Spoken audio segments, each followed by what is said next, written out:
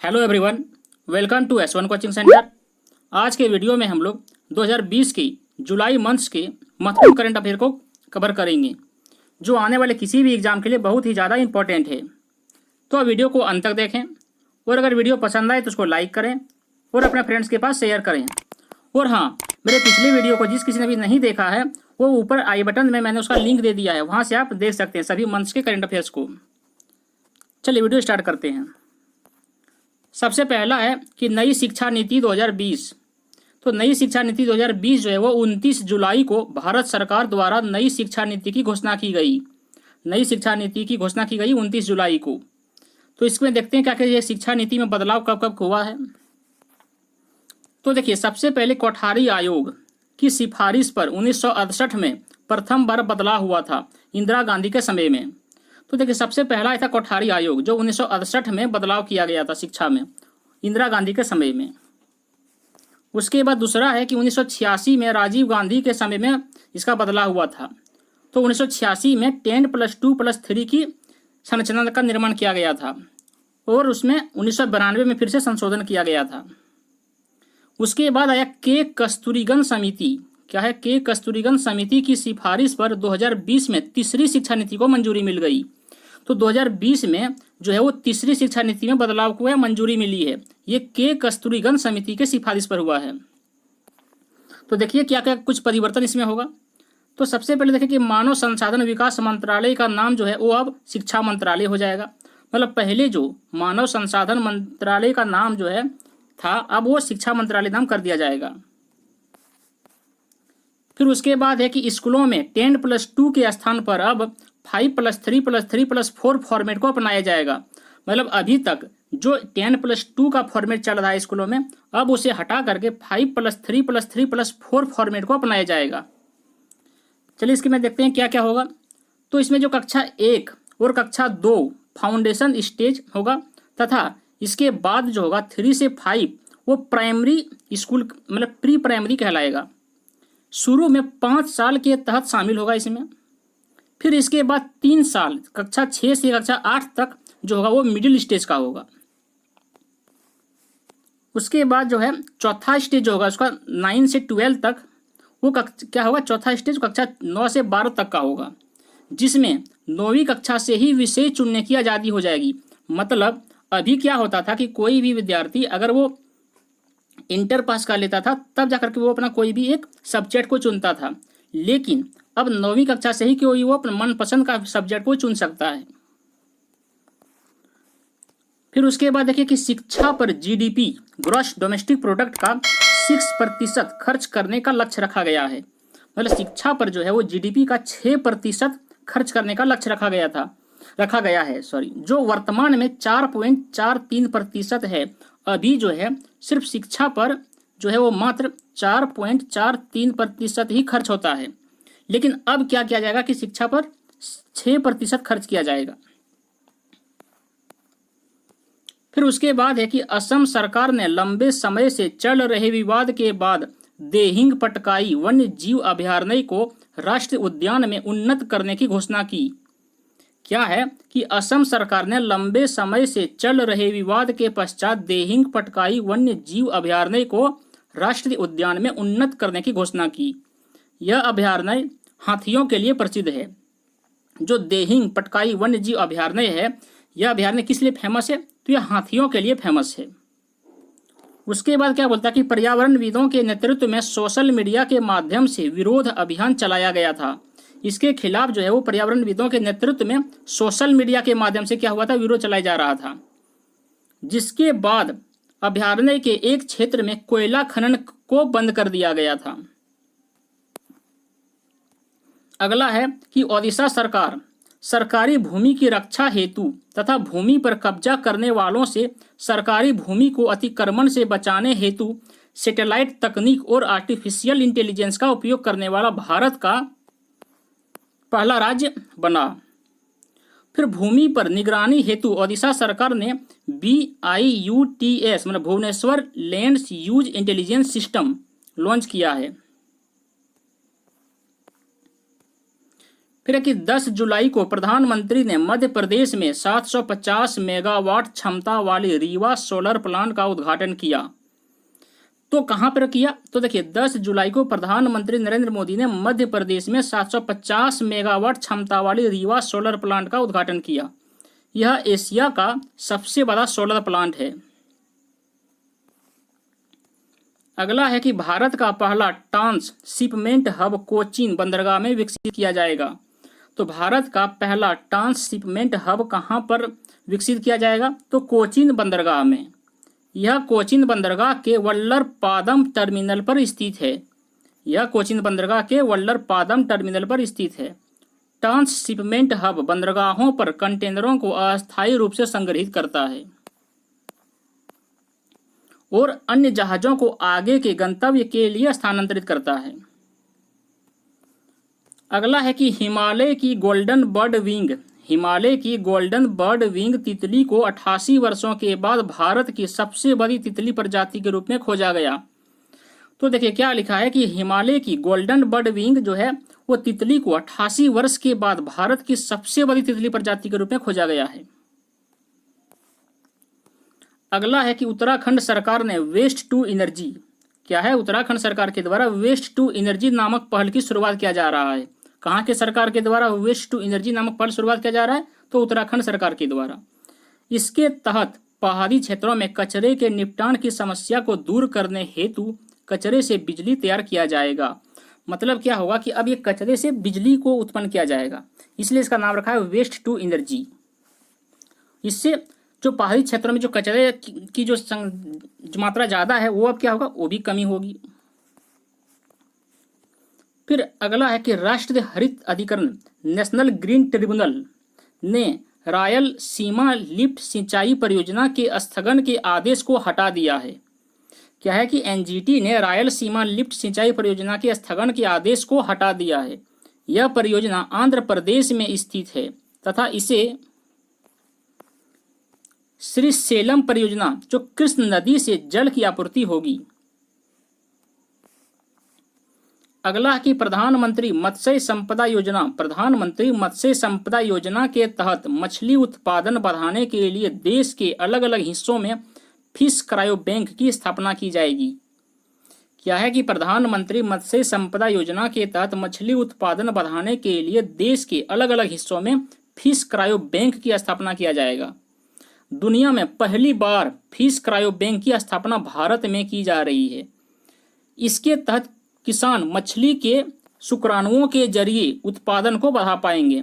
मतलब क्या होगा कि फिश क्रायो बैंक में अब जो किसान है वो मछली के शुक्राणुओं से मछली का उत्पादन को बढ़ा सकता है, और ये भारत जो है पहला देश है जो ऐसा करने वाला बना है। फिर अगला है कि यूनेस्को के world Atlas of endangered language में भारतीय तमांग भाषा की क्रिटिकली इंडेंजर्ड भाषा की श्रेणी में रखा गया है।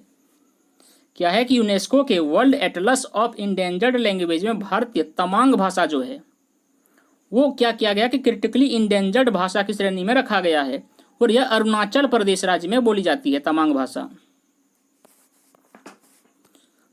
अब जो है यह भाषा विलुप्त होने के कगार पर है, इसीलिए इसको इंडेंजर्ड लैंग्वेज में रखा गया है, क्योंकि यह भाषा तमांग भाषा जो है वो समाप्त होने के कगार पर आ गया है। अगला है कि भारतीय रेल ने अब तक की सबसे लंबी ट्रेन का परिचालन शुरू किया है। भारतीय रेल ने अब तक की सबसे लंबी ट्रेन का परिचालन शुरू किया है, जिसे हम लोग शेषनाग ट्रेन का नाम दिया गया है। भारतीय रेल ने अब तक की सबसे लंबी ट्रेन परिचालन शुरू किया, जिसका नाम शेषनाग ट्रेन रखा गया है। इसकी लंबाई जो है वो 2.3 किलोमीटर है। शेषनाग ट्रेन जो भारतीय रेल ने अब तक की सबसे लंबी ट्रेन का परिचालन शुरू किया है, इसकी लंबाई कितना है? तो 2.3 किलोमीटर है। अगला है कि उत्तराखंड के पिथौरागढ़ में 150 से अधिक लाइकेन प्रजाति के साथ भारत के पहले लाइकेन पार्क की स्थापना की गई। तो देखिए उत्तराखंड की पिथौरागढ़ में 150 से अधिक लाइकेन प्रजाति के साथ भारत के पहला लाइकेन पार्क की स्थापना की गई है। तो भारत का पहला लाइकेन पार्क कहाँ स्थापित किया जा रहा है? तो उत्तराखंड राज्य में। उत्तराखंड का अभी सीएम कौन है? वो तो त्रिवेंद्र सिंह रावत। फिर अगला है कि काजीरंगा राष्ट्रीय उद्यान काजीरंगा राष्ट्रीय उद्यान जो असम राज्य में है, में सुनहरे बाघों की संख्या, जिसको हम लोग गोल्डन टाइगर्स के नाम से जानते हैं, तो काजीरंगा राष्ट्रीय उद्यान में सुनहरे बाघों की संख्या में लगातार कमी देखी जा रही है। काजीरंगा में अब तक इनकी संख्या 4 रह गई है। दुनिया में केवल काजीरंगा में ही गोल्डन टाइगर मौजूद है। तो देखिए, अगर पूछे कि गोल्डन टाइगर जो है किस राज्य में पाया जाता है, तो असम राज्य में पाया जाता है। कौन सा उद्यान में पाया जाता है, तो काजीरंगा राष्ट्रीय उद्यान में पाया जाता है। अब इनकी संख्या कितना रह चुका है, तो ये मात्र 4 है अभी। अगला है कि मध्य प्रदेश के राज्यपाल लालजी टंडन की मृत्यु के बाद आनंदीबेन पटेल को यह कार्यभार सौंपा गया है। तो देखिए, अभी कुछ दिन पहले जो है वो मध्य प्रदेश के राज्यपाल लालजी टंडन जी का निधन हो गया, तो उनके स्थान पर आनंदीबेन पटेल को एक अतिरिक्त प्रभार सौंपा गया। वह वर्तमान में यूपी की भी राज्यपाल है, और आनंदीबेन पटेल जो है अभी यूपी राज्य के भी राज्यपाल हैं। इससे पहले भी वह एमपी के राज्यपाल जनवरी 2018 से जुलाई 2019 के बीच तक रह चुके हैं। मतलब आनंदीबेन पटेल जो है इससे पहले वो कहाँ के राज्यपाल रह चुके हैं, तो एमपी की। फिर से उनको एमपी का राज्यपाल बना दिया गया है। अगला है कि केंद्र सरकार ने सेना में महिलाओं के लिए अस्थायी कमीशन जारी करने का आदेश दे दिया है। केंद्र सरकार ने सेना में महिलाओं के लिए अस्थायी कमीशन जारी करने का आदेश दे दिया है। अब सेना के शीर्ष पदों पर महिलाओं को भी तैनात किया जाएगा। पहले क्या होता था कि महिलाओं को सेना के उच्च पदों पर भर्ती नहीं किया जाता था, लेकिन अब महिलाओं को भी उच्च पदों पर भर्ती किया जाएगा। ये केंद्र सरकार ने इसकी मंजूरी दे दी है। अगला है कि गृह मंत्रालय के द्वारा जारी देश की सर्वश्रेष्ठ थाने की रैंकिंग में हिमाचल प्रदेश की नादौन थाना को देश के सर्वश्रेष्ठ थाना घोषित किया गया। तो देखिए, गृह मंत्रालय के द्वारा जो है एक जारी रिपोर्ट किया गया है। इसमें क्या हुआ, थाने का रैंकिंग निकाला गया। इस थाने के रैंकिंग में हिमाचल प्रदेश का एक थाना है नादौन थाना, जो देश का सर्वश्रेष्ठ थाना निकल के सामने आया। कौन सा थाना, नादौन थाना। अगला है कि हिमाचल प्रदेश ने वर्ष 2022 तक प्राकृतिक तरीके से खेती करने वाला प्रदेश बनने का लक्ष्य रखा है। तो देखिए, 2022 तक हिमाचल प्रदेश ने है जो राज्य है उसने क्या किया है कि प्राकृतिक तरीके से, नेचुरल प्रोसेस से खेती करने का लक्ष्य रखा है 2022 तक, और ऐसा करने वाला भारत का पहला राज्य होगा। फिर अगला है कि साल 2018 में 29 जुलाई को देश में बाघों के लिए जारी सर्वे को Guinness book of world record में जगह मिल गई है। क्या है कि साल 2018 में 29 जुलाई को देश में बाघों के लिए जारी सर्वे को Guinness book of world record में जगह मिल गई है। इस सर्वे के अनुसार देश में बाघों की संख्या 75% के साथ बढ़ोतरी के साथ 2967 हो गई है, 2967 हो गई है, जो पिछले 4 वर्षों में इसका 2 गुना है। तो देखिए, 29 जुलाई जो है हम लोग बाघ दिवस के रूप में मनाते हैं। इस बार क्या हुआ कि Guinness book of world record में जगह मिल गया है बाघों के सर्वे में। क्यों? क्योंकि इसमें 75% की बढ़ोतरी देखने को इस बार मिला है, जिसमें 2967 हो गया है बढ़कर की, जो पिछले 4 वर्षों के कंपेयर में कितना है, ये 2 गुना है। यह सर्वे दुनिया का सबसे बड़ा वन्य जीव सर्वेक्षण का कीर्तिमान स्थापित कर चुका है। अब तक का सबसे बड़ा कीर्तिमान स्थापित हो चुका है यह सर्वे इस बार का। अगला है कि केंद्र सरकार ने हरियाणा में आर्थिक कॉरिडोर के निर्माण हेतु नेशनल हाईवे से क्या है, केंद्र सरकार ने हरियाणा में आर्थिक कॉरिडोर के निर्माण हेतु नेशनल हाईवे से जुड़ी 20,000 करोड़ रुपए की परियोजनाओं को शुरू किया है।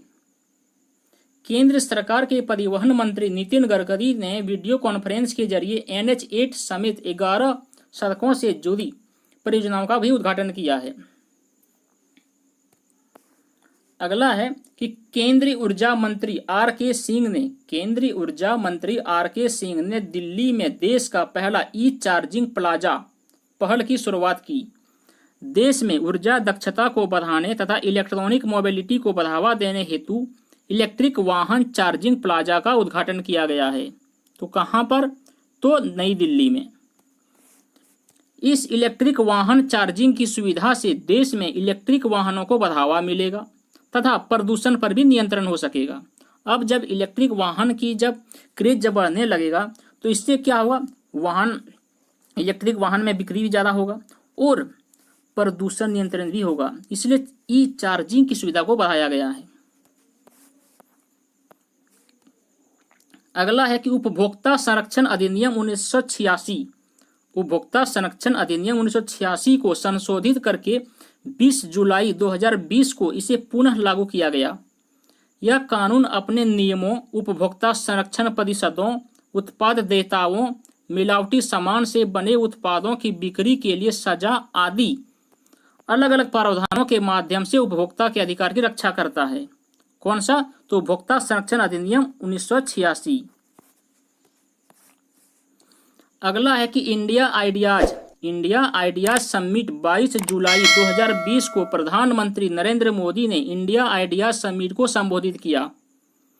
क्या है कि इंडिया आइडियाज समिट 22 जुलाई 2020 को प्रधानमंत्री नरेंद्र मोदी ने इंडिया आइडियाज समिट को संबोधित किया। इसका आयोजन यूएस इंडिया बिजनेस काउंसिल ने किया था। अगला है कि यूएस इंडिया बिजनेस काउंसिल के 45 वर्ष पूरे होने के उपलक्ष्य में इसका आयोजन किया गया था।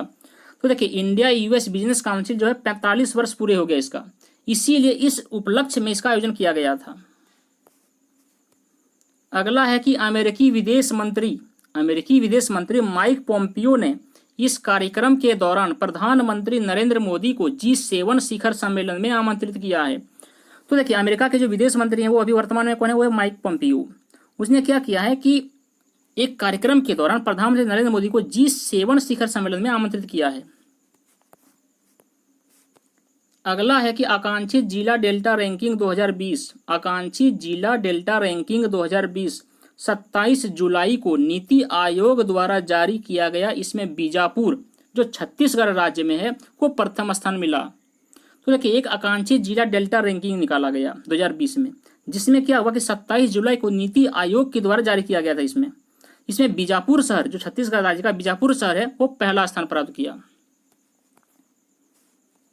अगला है कि WHO के द्वारा जारी घोषणा के अनुसार श्रीलंका तथा मालदीव, WHO द्वारा जारी घोषणा के अनुसार श्रीलंका तथा मालदीव मिजलस और रूबेला, क्या है? मिजलस और रूबेला वायरस को सफलतापूर्वक समाप्त करने वाले दक्षिण पूर्वी एशिया के पहले 2 देश बन गए हैं।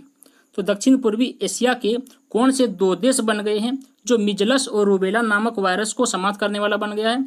तो है श्रीलंका और मालदीव।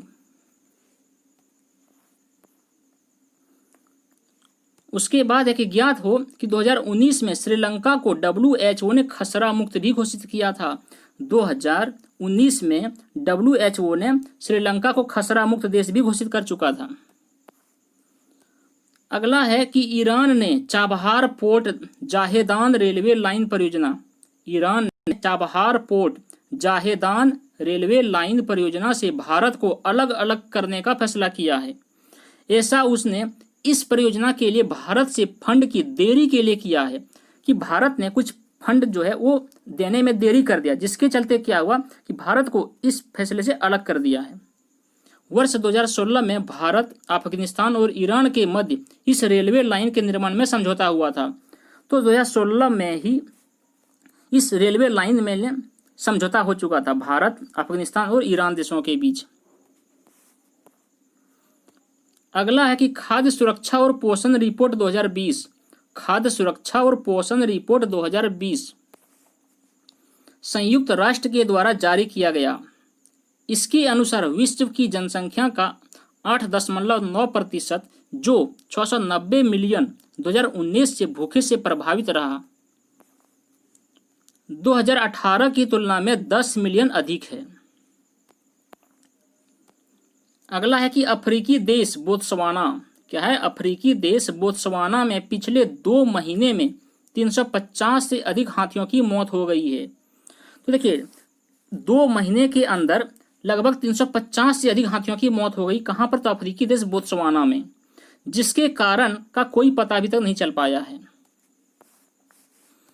फिर है कि बोत्सवाना एक भू अवरुद्ध देश है। बोत्सवाना जो है वो एक भू अवरुद्ध देश है जो दुनिया की सबसे बड़ी हाथियों की आबादी वाला देश है बोत्सवाना। हाथियों की आबादी ओकांगवांगो डेल्टा में पाई जाती है और हाथियों की जो आबादी है वो ओकावांगो डेल्टा में पाई जाती है, जिसे 2014 में विश्व धरोहर सूची में भी शामिल किया गया था। अगला है कि भारत ने बांग्लादेश को 10 ब्रॉडगेज डीजल इंजन सौंपा है। भारत ने बांग्लादेश को 10 ब्रॉडगेज इंजन सौंपा है, डीजल इंजन सौंपा है। इससे बांग्लादेश की रेलवे शक्ति में काफी वृद्धि होगी। इससे क्या हुआ कि जो बांग्लादेश में रेलवे है उसकी शक्ति में, पावर में बहुत ज्यादा वृद्धि हो जाएगा। इस प्रकार भारतीय रेल अपने पड़ोसी देश से बेहतर संबंध स्थापित करने में महत्वपूर्ण भूमिका निभा रही है। अगला है कि भारत ने उत्तर कोरिया को $1 मिलियन की चिकित्सा सहायता प्रदान की है। तो क्या है कि भारत ने उत्तर कोरिया को $1 मिलियन की चिकित्सा सहायता प्रदान की है। यह सहायता उत्तर कोरिया के डेमोक्रेटिक पीपुल्स रिपब्लिक में चल रही WHO तपेदिक, जिसको टीबी बोलते हैं, विरोधी कार्यक्रम के चलते प्रदान की गई।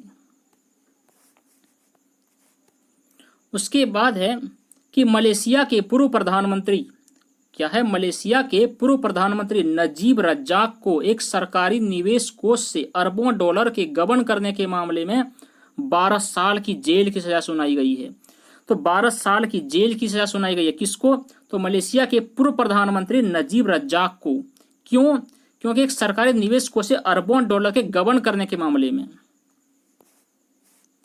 अगला है कि भारतीय जलवायु कार्यकर्ता अर्चना सोरेन, क्या है कि भारतीय जलवायु कार्यकर्ता अर्चना सोरेन को संयुक्त राष्ट्र के महासचिव एंटोनियो गुटेरस ने अपने सलाहकार समूह में शामिल करने हेतु प्रस्ताव पारित किया है।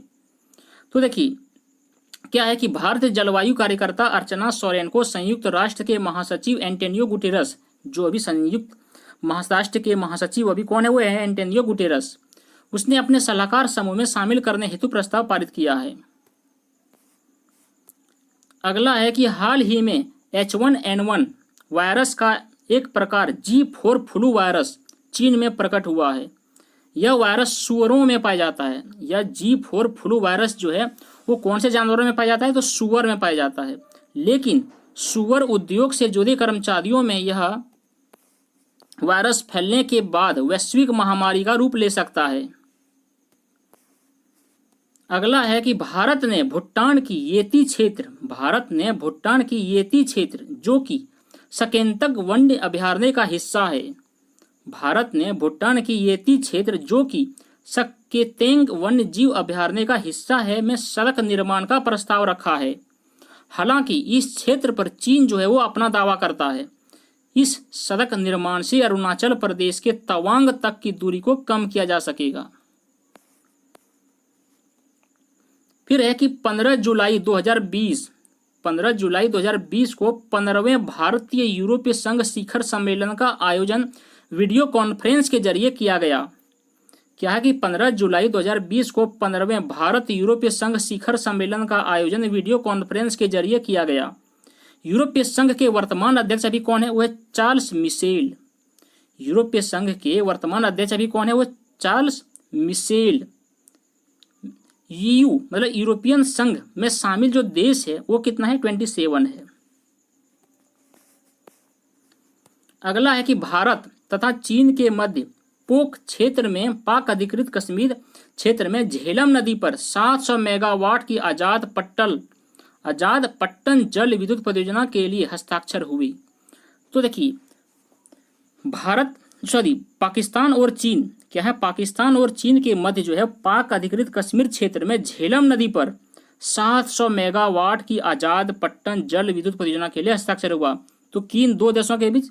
तो चीन और पाकिस्तान। इससे पहले दोनों देशों के मध्य कोहाला जल विद्युत परियोजना को लेकर भी समझौता हो चुका है। अगला है कि विश्व में पहला गोल्ड प्लेटेड होटल, क्या है कि विश्व में पहला गोल्ड प्लेटेड होटल जहां की हर चीज सोने की बनी है, वियतनाम की राजधानी हनोई में खोली गई। इसका नाम डॉल्से हनोई गोल्डन लेक है। इसे दक्षिण पूर्व एशिया का सबसे बड़ा लग्जरी होटल का खिताब दे दिया गया। तो देखिए, विश्व में पहला गोल्ड प्लेटेड होटल है, मतलब ऐसा होटल है जहाँ की जो प्लेट है वो गोल्ड सोने की बनाया गया है, जो वियतनाम की राजधानी हनोई में खोली गई है ये होटल। इसका नाम डॉल्से हनोई गोल्डन लेक है। इसे दक्षिण पूर्व एशिया का सबसे बड़ा लग्जरी होटल का खिताब दे चुका है। अगला है कि ऑपरेशन लीजेंड। क्या है ऑपरेशन लीजेंड? अमेरिका में शुरू किया गया। ऑपरेशन लीजेंड किस देश में शुरू किया गया? तो अमेरिका में शुरू किया गया। यह एक कानून परिवर्तन पहल है। यह जो है कानून परिवर्तन, कानून को बदलने का एक पहल है। इसकी शुरुआत वहां एक 4 वर्षीय बच्ची की हत्या के बाद की गई। अमेरिका में लगातार हो रहे हिंसक अपराधों को नियंत्रित करने के लिए इस ऑपरेशन को शुरू किया गया है। उसके बाद है कि चीन ने हांगकांग के लिए नया राष्ट्रीय सुरक्षा कानून पारित कर दिया है। चीन देश ने हांगकांग के लिए एक नया राष्ट्रीय सुरक्षा कानून पारित कर दिया है, जो 1 जुलाई से लागू हो गया है। इसके तहत हांगकांग में होने वाले सभी मामलों की सुनवाई का अधिकार अब चीन को है। मतलब अब किसी भी तरह का अगर सुनवाई हो, उसका अधिकार जो है वो चीन देश के पास है। हांगकांग से रिलेटेड कोई भी चीज़ की अगर सुनवाई होना हो तो उनका अधिकार अब चीन देश के पास है, जिससे हांगकांग के नागरिक को उनकी स्वायत्तता खत्म होने का डर लग रहा है। यहाँ की व्यवस्था अब चीन की तरह हो जाएगी। इस कारण हांगकांग में विरोध प्रदर्शन देखे जा रहे हैं। अगला है कि भारत में एमएसएमई सूक्ष्म लघु व मध्यम उद्योग जिसको बोलते हैं के लिए वित्तीय सहायता बढ़ाने हेतु विश्व बैंक ने $750 मिलियन का ऋण प्रदान करने की घोषणा किया है। क्या है कि सूक्ष्म लघु व मध्यम उद्योग ने एमएसएमई के लिए, भारत में एमएसएमई के लिए क्या है कि वित्तीय सहायता प्रदान करने हेतु विश्व बैंक ने $750 मिलियन का ऋण प्रदान करने की घोषणा की है। कोविड-19 आपातकाल के दौरान दी जाने वाली तीसरी राशि है जो विश्व बैंक द्वारा दिया जा रहा है। ये तीसरी राशि है जो वर्ल्ड बैंक के द्वारा दिया जा रहा है कोविड-19 के कारण। अगला है कि गूगल की एक कंपनी है अल्फाबेट। गूगल की एक कंपनी अल्फाबेट के सीईओ चीफ एग्जीक्यूटिव ऑफिसर सुंदर पिचई ने $10 बिलियन की इंडिया डिजिटलाइजेशन फंड की घोषणा की है। गूगल अगले 5 से 7 वर्षों में भारत में 75,000 करोड़ का निवेश करेगा। उसके बाद है कि विश्व बैंक ने गंगा कायाकल्प जो नमामि गंगे कार्यक्रम के तहत जारी की गई। क्या है? विश्व बैंक ने गंगा कायाकल्प जो नमामि गंगे कार्यक्रम के तहत जारी की गई परियोजना के लिए $400 मिलियन की राशि प्रदान करने की घोषणा की है। उसके बाद है कि वित्त वर्ष 2020-21 की पहली तिमाही अप्रैल 2020 से लेकर के जून 2020 तक के दौरान देश भर में जल जीवन मिशन के तहत 19 लाख घरों को पेयजल के लिए नल कनेक्शन प्रदान किया गया। कितना लाख घरों में? तो 19 लाख घरों को पेयजल के लिए नल कनेक्शन प्रदान किया गया। केंद्र सरकार के द्वारा 2020-21 के लिए जल जीवन मिशन के तहत 8,050 करोड़ रुपए आवंटित किए गए हैं। शुरुआत 2019, लक्ष्य 2024। इसका शुरुआत हुआ था 2019 में। इसका लक्ष्य कब तक है? तो 2024 तक है। अगला है कि ब्राजील के द्वारा विकसित पहला पृथ्वी अवलोकन उपग्रह अमेजोनिया 1। ब्राजील के द्वारा विकसित पहला पृथ्वी अवलोकन उपग्रह अमेजोनिया 1 उपग्रह को वर्ष 2020 में इसरो के द्वारा लॉन्च किया जाएगा।